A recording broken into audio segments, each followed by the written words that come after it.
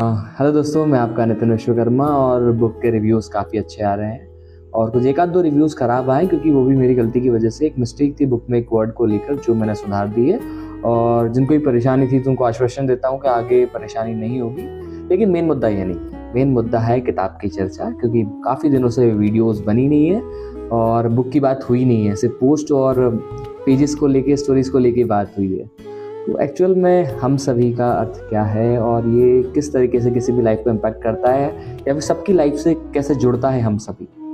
अब let's suppose कि हम उन सभी लोगों की बात कर रहे हैं जिनने अपने स्कूली जीवन को जिया है या फिर अपने स्कूली जीवन को जीकर पार पहुंच चुके हैं। हम सब उन सभी लोगों को इकट्ठा करने की कोशिश कर रहे हैं। कैसे? उनकी यादों में। और हम सभी का मूल्य अर्थ ये है कि जैसे कि एक सपोज कर लीजिए आपकी आपका स्कूली जीवन खत्म हो चुका, आप 30 से 35 साल के व्यक्ति हैं या फिर आप किसी भी एज में हो, लेकिन आपका स्कूल खत्म हो गया है।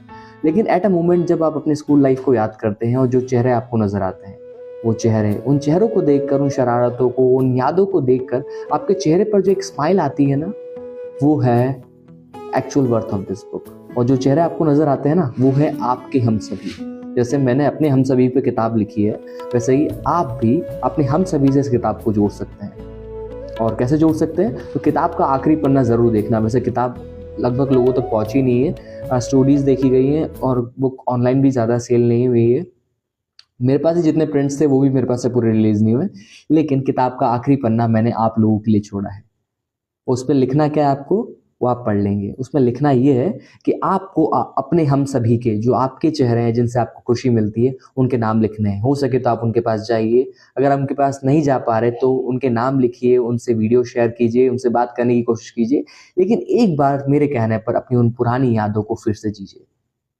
यही मैसेज था हम सभी का, कि आप अपने उन पलों को जो आपने स्कूल में बिताए हैं, जो समय आपने स्कूल में बिताया अपने दोस्तों के साथ में, उसे कभी ना भूलें।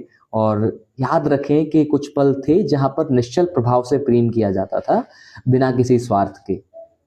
यही मैसेज है इस किताब का। और अच्छा लगे तो शेयर जरूर करें। और सीताराम।